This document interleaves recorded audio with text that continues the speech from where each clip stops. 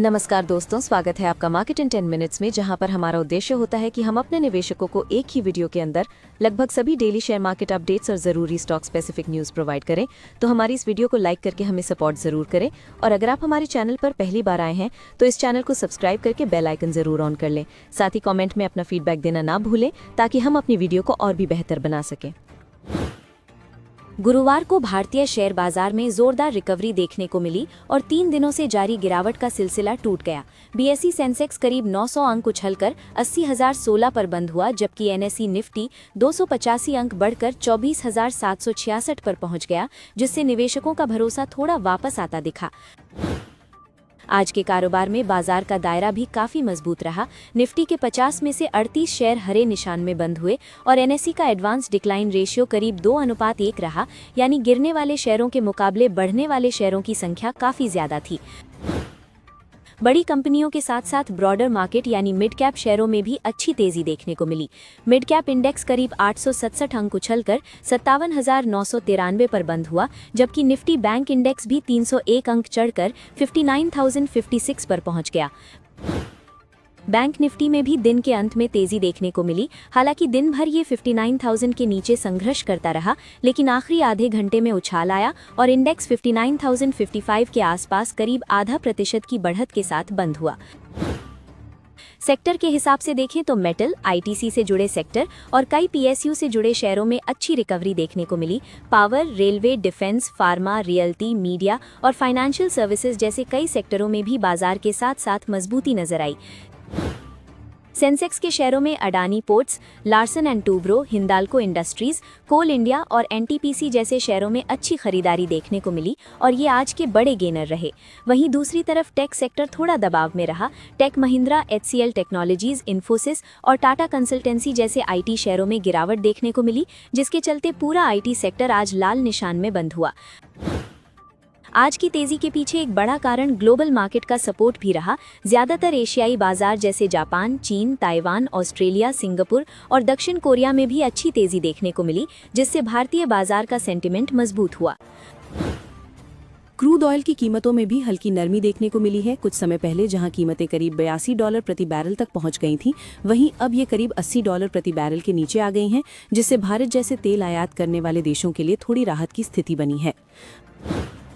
भारतीय रुपये में भी मजबूती देखने को मिली है। हाल ही में डॉलर के मुकाबले रुपया 92 के ऊपर पहुंच गया था, लेकिन अब ये करीब 91.61 के स्तर पर आ गया है, जिसका मतलब है कि डॉलर कमजोर हुआ और रुपये की वैल्यू थोड़ी मजबूत हुई है। बाजार में सुधार का एक बड़ा कारण मिडिल ईस्ट में चल रहे तनाव के बीच संभावित सीज फायर की उम्मीद भी रही। हालांकि अभी तक आधिकारिक घोषणा नहीं हुई है, लेकिन इस तरह की उम्मीद से निवेशकों का भरोसा थोड़ा मजबूत हुआ है। मिडिल ईस्ट में सैन्य तनाव अभी भी जारी है और खबरों के मुताबिक अमेरिका ने एक ईरानी युद्धपोत को निशाना बनाया था, जिसमें कई सैनिकों की मौत की खबर सामने आई। इसके बाद एक और ईरानी जहाज श्रीलंका की दिशा में बढ़ने की खबर ने स्थिति को और संवेदनशील बना दिया। इसी बीच भारत के प्रधानमंत्री नरेंद्र मोदी ने इस पूरे संघर्ष पर प्रतिक्रिया देते हुए कहा है कि किसी भी समस्या का समाधान सैन्य टकराव से नहीं हो सकता। उनका मानना है कि ऐसे विवादों को बातचीत और कूटनीति के जरिए हल करना ही बेहतर रास्ता है। अडानी पोर्ट्स आज निफ्टी का सबसे बड़ा गेनर रहा और शेयर में 4% से ज्यादा की तेजी आई। इसकी बड़ी वजह ये रही कि ग्लोबल ब्रोकरेज जेपी मॉर्गन ने इस स्टॉक पर कवरेज शुरू करते हुए ओवरवेट रेटिंग दी, जिससे निवेशकों की दिलचस्पी बढ़ी। लार्सन एंड टूब्रो के शेयरों में भी करीब 4% की तेजी देखने को मिली। खास बात यह है कि पिछले 4 कारोबारी सत्रों से ये शेयर लगातार गिर रहा था, लेकिन आज इसमें जोरदार बाउंस आया और रिलायंस इंडस्ट्रीज भी बाजार को ऊपर ले जाने वाले शेयरों में शामिल रहा। बीएसई लिमिटेड के शेयरों में भी जोरदार उछाल देखने को मिला और स्टॉक 5% से ज्यादा चढ़ गया। इसकी वजह ये रही कि सेबी ने सेंसेक्स नेक्स्ट 30 इंडेक्स पर डेरिवेटिव्स लॉन्च करने की मंजूरी दे दी है, जिससे एक्सचेंज के कारोबार में बढ़ोतरी की उम्मीद बढ़ गई है। मिड कैप शेयरों में मज़ागॉन डॉक ने सबसे ज्यादा ध्यान खींचा और स्टॉक करीब 9% तक उछल गया। बाजार में उम्मीद है कि कंपनी को आने वाले समय में बड़े ऑर्डर मिल सकते हैं, इसलिए निवेशकों ने इस शेयर में तेजी से खरीदारी की। मेटल सेक्टर में भी मजबूत तेजी देखने को मिली। नैल्को और हिंदाल्को इंडस्ट्रीज के शेयर करीब 7% तक चढ़ गए, क्योंकि वेस्ट एशिया में बढ़ते तनाव की वजह से वैश्विक बाजार में एल्यूमिनियम की कीमतों में तेजी आई है। भारत फौज के शेयरों में भी करीब 3% की बढ़त दर्ज की गई। कंपनी ने बताया कि क्लास 8 ट्रकों के ऑर्डर में सालाना आधार पर करीब 159% की जबरदस्त बढ़ोतरी हुई है, जिससे कंपनी के बिजनेस को लेकर बाजार का भरोसा मजबूत हुआ। वहीं फोर्स मोटर्स के शेयरों में दबाव देखने को मिला और स्टॉक दिन के ऊपरी स्तर से करीब 6% तक फिसल गया।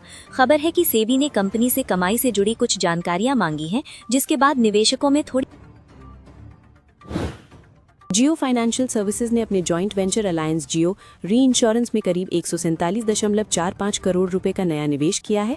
कंपनी ने 14.75 करोड़ इक्विटी शेयर खरीदे हैं और ये पैसा जॉइंट वेंचर के बिजनेस ऑपरेशन को मजबूत करने और आगे विस्तार के लिए इस्तेमाल किया जाएगा। टीसीएस अब भारत में एआई डेटा सेंटर इंफ्रास्ट्रक्चर को तेजी से बढ़ाने की योजना पर काम कर रही है। कंपनी पहले ही ओपन एआई के साथ 100 मेगावाट से लेकर 1 गीगावाट तक के डेटा सेंटर बनाने के समझौते पर काम कर रही है, ताकि आने वाले समय में एआई से जुड़ी सेवाओं की बढ़ती मांग को पूरा किया जा सके। जैगल प्रीपेड ओशन सर्विसेज ने ब्लू स्टार के साथ 3 साल का समझौता किया है, जिसके तहत कंपनी ब्लू स्टार के कर्मचारियों के खर्च प्रबंधन के लिए डिजिटल सोल्यूशन उपलब्ध कराएगी। इस खबर के बाद 5 मार्च को कंपनी का शेयर बीएसई पर 217.30 रुपये पर बंद हुआ, जो दिन में करीब 0.86% की हल्की बढ़त के साथ था। सेबी ने जुआरी एग्रो केमिकल्स और कंपनी के कुछ अधिकारियों के खिलाफ चल रहे मामले का निपटारा कर दिया है। इसके तहत कंपनी पर करीब 1.2 करोड़ रुपए का जुर्माना लगाया गया है और 3 महीने के लिए बाजार से बैन किया गया है, जबकि 2 अधिकारियों पर अलग अलग जुर्माना और 4 महीने का प्रतिबंध लगाया गया है। विप्रो लिमिटेड ने लॉरा मैरी मिलर को अपने बोर्ड ऑफ डायरेक्टर्स में शामिल करने की घोषणा की है, जिनका कार्यकाल 1 अप्रैल 2026 से 5 साल का होगा। इसके साथ ही कंपनी ने दीपक एम सतवालेकर को एक बार फिर स्वतंत्र निदेशक के रूप में दोबारा नियुक्त किया है। टाटा एलेक्सी ने devstudio.ai नाम का नया एआई प्लेटफॉर्म लॉन्च किया है, जिसका मकसद ऑटोमोबाइल सॉफ्टवेयर डेवलपमेंट को तेज और ज्यादा कुशल बनाना है। ये प्लेटफॉर्म सुरक्षा और रेगुलेटरी मानकों का पालन करते हुए कार कंपनियों को तेजी से सॉफ्टवेयर विकसित करने में मदद करेगा। बजाज ऑटो से जुड़ी एक अहम खबर यह है कि केटीएम एजी ने 450 मिलियन यूरो का सुरक्षित टर्म लोन पूरी तरह चुका दिया है, जो बजाज ऑटो इंटरनेशनल होल्डिंग्स बीवी से लिया गया था। इस भुगतान के साथ ही मई 2025 में शुरू हुई फाइनेंसिंग रीस्ट्रक्चरिंग प्रक्रिया अब पूरी तरह खत्म हो गई है। डॉक्टर रेड्डीज को आंध्र प्रदेश के श्रीकाकुलम स्थित अपने मैन्युफैक्चरिंग प्लांट के लिए यूएसएफडीए से एस्टैब्लिशमेंट इंस्पेक्शन रिपोर्ट मिली है। इस निरीक्षण को VAI यानी वॉलंटरी एक्शन इंडिकेटेड श्रेणी में रखा गया है, जिसका मतलब है कि कुछ सुधार सुझाए गए हैं, लेकिन कोई बड़ी नियामकीय कार्रवाई की जरूरत नहीं है। बाल्मर लॉरी एंड कंपनी ने अपने शेयरधारकों के लिए 10 रुपये फेस वैल्यू वाले हर शेयर पर 4.25 रुपये का अंतरिम डिविडेंड घोषित किया है। कंपनी ने इस डिविडेंड के लिए 11 मार्च 2026 को रिकॉर्ड डेट तय की है, यानी इसी तारीख तक जिन निवेशकों के पास शेयर होंगे उन्हें इसका लाभ मिलेगा। DCX सिस्टम्स को हिंदुस्तान एरोनॉटिक्स से करीब 68 करोड़ रुपए का ऑर्डर मिला है। इस प्रोजेक्ट के तहत कंपनी एयरबोर्न सिस्टम के लिए खास एंटेना और पावर सप्लाई सिस्टम तैयार करेगी, जो डिफेंस और एरोस्पेस सेक्टर के लिए अहम माना जाता है। स्टैंडर्ड इंजीनियरिंग टेक्नोलॉजी ने API pharma pharmaceutical trading LLC के साथ एक target based conditional distribution agreement किया है। इस समझौते का मकसद मिडिल ईस्ट के बाजार में कंपनी के फार्मा एक्सपोर्ट बिजनेस को और तेजी से बढ़ाना है। बाल्मर लैरी एंड कंपनी ने इंडियन ऑयल के साथ पाइप्ड नेचुरल गैस यानी PNG की सप्लाई के लिए समझौता किया है। इससे कंपनी को ऊर्जा लागत को बेहतर तरीके से मैनेज करने और ऑपरेशन को ज्यादा कुशल बनाने में मदद मिल सकती है। कोल इंडिया के शेयरों में हाल के दिनों में तेज हलचल देखने को मिली है और सिर्फ 3 कारोबारी सत्रों में स्टॉक करीब 9 से 10% तक चढ़ चुका है। इसके पीछे यूरोप में थर्मल कोल की कीमतों का अक्टूबर 2023 के बाद सबसे ऊंचे स्तर पर पहुंचना और मिडिल ईस्ट में बढ़ते तनाव के कारण कोयले की मांग बढ़ने की उम्मीद जैसे बड़े फैक्टर काम कर रहे हैं। इसके अलावा कोल इंडिया की ऑक्शन में मिल रहा मजबूत प्रीमियम और ब्रोकरेज सिटी की पॉजिटिव टिप्पणी ने भी निवेशकों का भरोसा बढ़ाया है। यही वजह है कि हाल के दिनों में ये सरकारी कंपनी फिर से निवेशकों की नजर में आ गई है और शेयर में मजबूत तेजी देख। आरबीआई की मौद्रिक नीति समिति के बाहरी सदस्य नागेश कुमार का मानना है कि मिडिल ईस्ट में चल रहा संघर्ष भारत के लिए फिलहाल कुछ तात्कालिक चुनौतियां जरूर पैदा कर सकता है, लेकिन इससे देश की लंबी अवधि की आर्थिक विकास गति पर बड़ा असर पड़ने की संभावना नहीं है। उनके मुताबिक इस संघर्ष का सबसे बड़ा तात्कालिक असर तेल की कीमतों, निर्यात और विदेशों से आने वाले रेमिटेंस पर पड़ सकता है। अगर मिडिल ईस्ट में तनाव बढ़ता है तो कच्चे तेल के दाम ऊपर जा सकते हैं, जिससे भारत के आयात बिल और महंगाई पर दबाव बढ़ने का जोखिम रहता है। हालांकि उन्होंने ये भी कहा कि भारत अगर अपने तेल आयात के स्रोतों को विविध बनाता है, यानी अलग अलग देशों से तेल खरीदता है, तो जोखिम को काफी हद तक कम किया जा सकता है। वेनेजुएला जैसे नए स्रोत खुलने से भारत को सप्लाई के विकल्प बढ़ाने में मदद मिल सकती है। अच्छी बात यह है कि फिलहाल भारत में महंगाई का दबाव बहुत ज्यादा नहीं दिख रहा है। दिसंबर 2025 में हेडलाइन सीपीआई महंगाई करीब 1.3% रही थी और पूरे वित्त वर्ष 2026 में इसके लगभग 2.5% के आसपास रहने का अनुमान है, जिससे मजबूत ग्रोथ और नियंत्रित महंगाई के बीच भारत की अर्थव्यवस्था गोल्डीलॉक्स जैसी संतुलित स्थिति में रह सकती है। अगली खबर मिडिल ईस्ट में ईरान पर अमेरिका और इजरायल के हमलों के बाद दुनिया की सबसे अहम तेल रास्तों में से एक स्ट्रेट ऑफ हॉर्मुज पर बड़ा असर देखने को मिला है। रिपोर्ट के मुताबिक इस रास्ते से गुजरने वाले ऑयल टैंकरों की आवाजाही करीब 90% तक घट गई है, जिससे वैश्विक तेल सप्लाई को लेकर चिंता बढ़ गई है। Energy market research firm Kepler के अनुसार सुरक्षा खतरे की वजह से कई जहाज अपना रास्ता बदल रहे हैं या समुद्र में ही रुककर हालात सामान्य होने का इंतजार कर रहे हैं। इसी कारण खाड़ी क्षेत्र में समुद्री व्यापार की रफ्तार अचानक धीमी पड़ गई है। फिलहाल करीब 87 कंटेनर जहाज खाड़ी के अंदर मौजूद हैं और सावधानी के साथ अपने तय बंदरगाहों की ओर बढ़ रहे हैं, जबकि 37 जहाज बाहर निकलने की कोशिश में हैं। वहीं 16 जहाज बाहर निर्देश का इंतजार कर रहे हैं और करीब 43 जहाजों को दूसरे बंदरगाहों की तरफ मोड़ दिया गया है।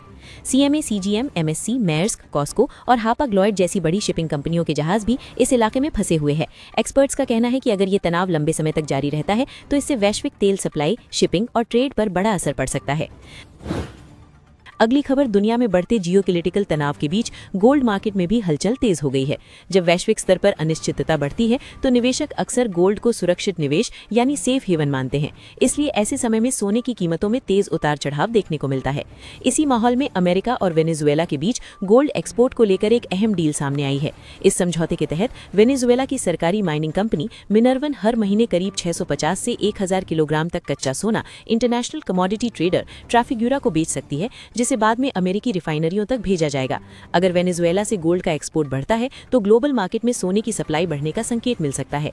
आमतौर पर जब सप्लाई बढ़ती है तो कीमतों पर दबाव आता है, इसलिए आने वाले समय में गोल्ड की कीमतों में हल्का दबाव दिख सकता है।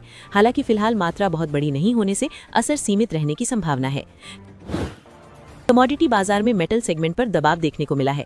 एमसीएक्स पर कॉपर की कीमत 1% से ज्यादा गिरकर करीब 1196 के आसपास पहुंच गई, जिसकी बड़ी वजह मजबूत अमेरिकी डॉलर और वैश्विक अनिश्चितता मानी जा रही है। ऐसे माहौल में निवेशक आमतौर पर मेटल जैसे जोखिम वाले एसेट से थोड़ा दूरी बना लेते हैं। जब अमेरिकी डॉलर मजबूत होता है तो कॉपर जैसे मेटल की कीमतों पर दबाव बढ़ जाता है। क्योंकि ज्यादातर ग्लोबल ट्रेड डॉलर में होता है, इसलिए डॉलर महंगा होने पर दूसरी करेंसी वाले देशों के लिए मेटल खरीदना महंगा पड़ता है और इससे मांग पर असर पड़ता है। मिडिल ईस्ट में बढ़ते तनाव और चीन की अर्थव्यवस्था को लेकर चिंता भी मेटल बाजार को प्रभावित कर रही है। कॉपर की मांग सीधे इंफ्रास्ट्रक्चर, इलेक्ट्रिकल और मैन्युफैक्चरिंग सेक्टर से जुड़ी होती है। इसलिए जब वैश्विक ग्रोथ को लेकर अनिश्चितता बढ़ती है तो इसकी कीमतों में भी दबाव दिखाई देने लगता है।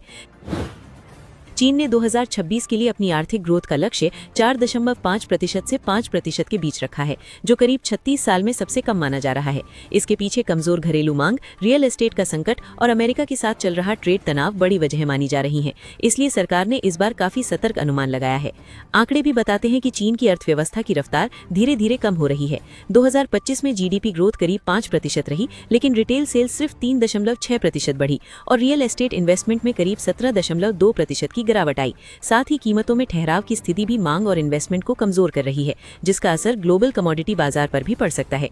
हालांकि इस स्थिति में भारत जैसे देशों के लिए कुछ मौके भी बन सकते हैं। अगर कंपनियां अपनी सप्लाई चेन चीन से बाहर शिफ्ट करती हैं तो भारत, वियतनाम और इंडोनेशिया जैसे देशों को मैन्युफैक्चरिंग और एक्सपोर्ट के नए अवसर मिल सकते हैं। लेकिन इसका मतलब ये नहीं कि भारत को सिर्फ फायदा ही होगा। अगर चीन की मांग कमजोर होती है तो मेटल और कमोडिटी की ग्लोबल कीमतों पर दबाव पड़ सकता है, जिसका असर भारतीय मेटल कंपनियों और एक्सपोर्ट सेक्टर पर भी दिखाई दे सकता है।